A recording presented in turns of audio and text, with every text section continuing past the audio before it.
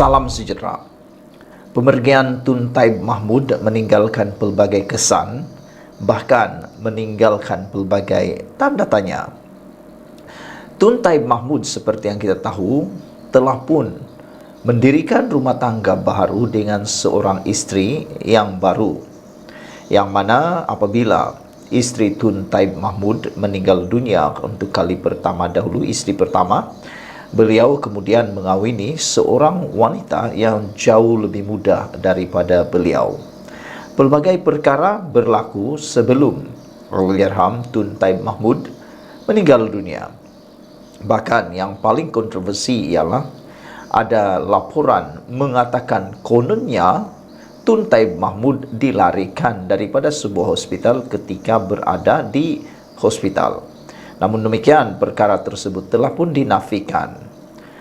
Banyak spekulasi yang bercakap tentang isteri Tun Taib Mahmud di media sosial. Tetapi akhirnya, isteri Allahyarham Tun Taib Mahmud yang kedua ini tampil membuat kenyataan yang mengejutkan kita semua.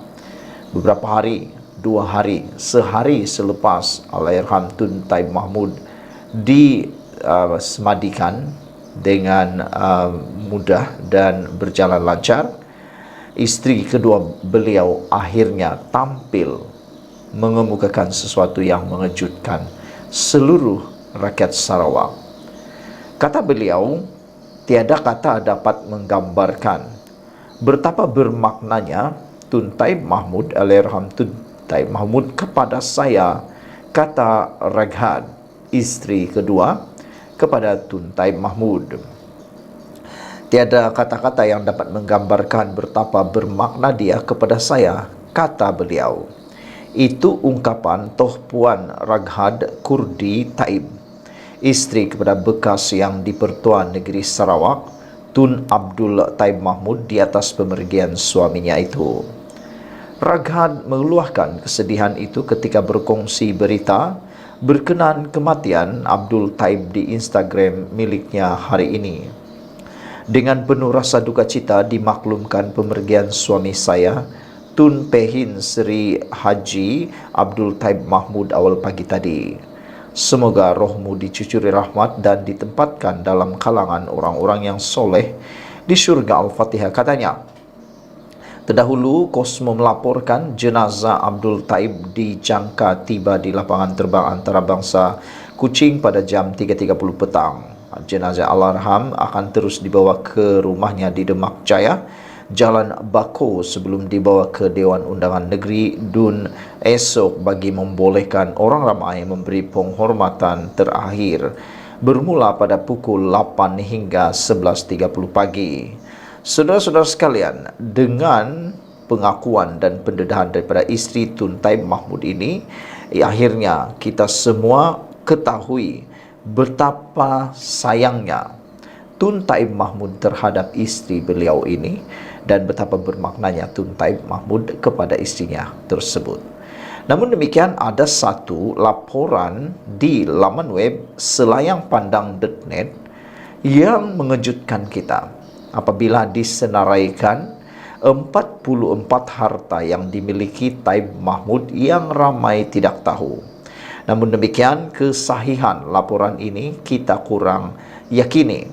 Anda boleh merujuk ke dalam selayangpandang.net dan Anda boleh melihat senarai yang ditulis oleh laman web ini, yaitu 44 harta yang dimiliki oleh Taib Mahmud yang ramai tak tahu.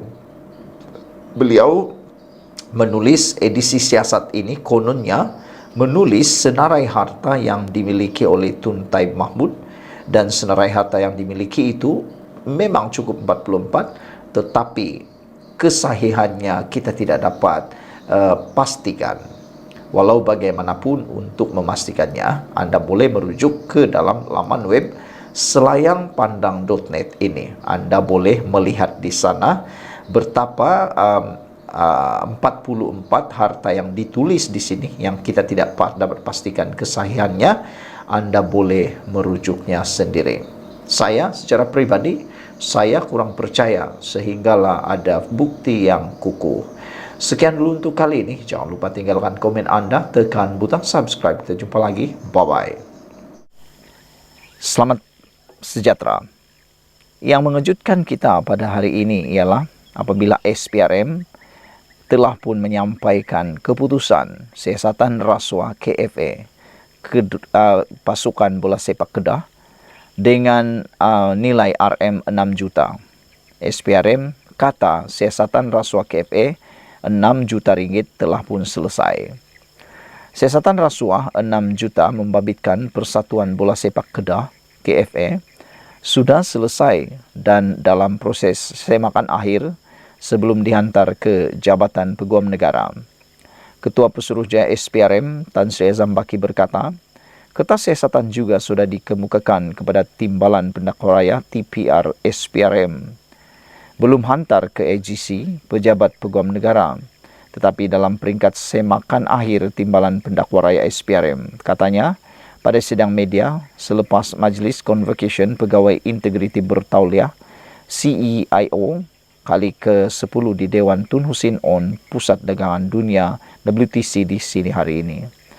Ketika ditanya adakah SPRM mencadangkan pendakwaan terhadap mana-mana individu, Azam bagaimanapun enggan mengulas namun memaklumkan perkara itu akan dimaklumkan pada masa akan datang.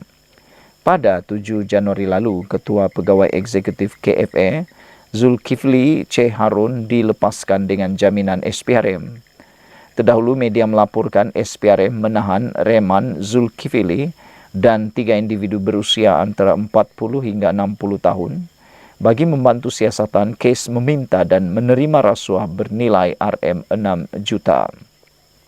Wang rasuah berkenan dipercayai sebagai alasan bagi membantu seorang pemilik syarikat mendapatkan tender projek pembinaan litar lumba dan pengurus projek mengoperasi serta menyelenggara 5 loji takungan air di Kedah.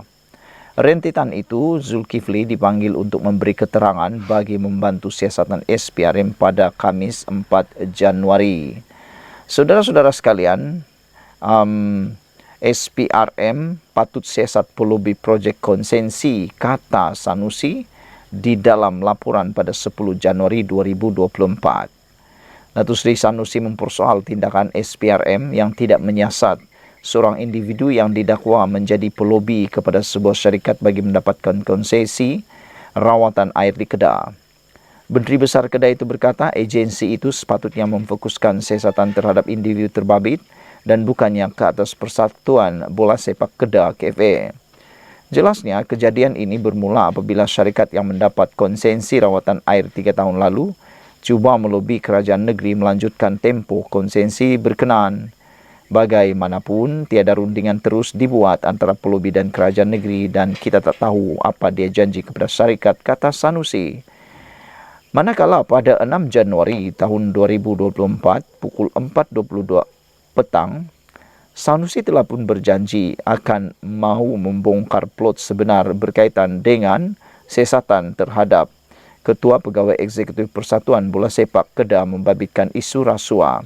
Namun, hingga ke hari ini, saya belum menemukan penerangan ataupun pendedahan daripada Sanusi berkaitan plot sebenar yang berlaku dalam pelbagai isu termasuk penahanan Reman, Ketua Pegawai CEO, Pegawai Persatuan Bola Sepak Kedah membabitkan isu rasuah. Menteri Besar Kedah itu mendakwa keadaan berlaku ketika ini adalah kezaliman pihak tertentu yang menggunakan agensi kerajaan untuk tujuan politik dan kepuasan peribadi, kata beliau. Saudara-saudara sekalian, walau bagaimanapun yang pastinya SPRM sudah menyiapkan kertas siasatan berkaitan dengan rasuah KFA 6 juta ringgit itu, dan apabila SPRM kata sudah selesai dan dalam proses akhir sebelum dihantar ke Jabatan Peguam Negara, maknanya adalah sesuatu yang bakal berlaku dan telah ditemui oleh SPRM. Semoga segala-galanya akan terungkai akhirnya. Sekian dulu untuk kali ini. Jangan lupa tinggalkan komen Anda, tekan butang subscribe. Kita jumpa lagi. Bye-bye.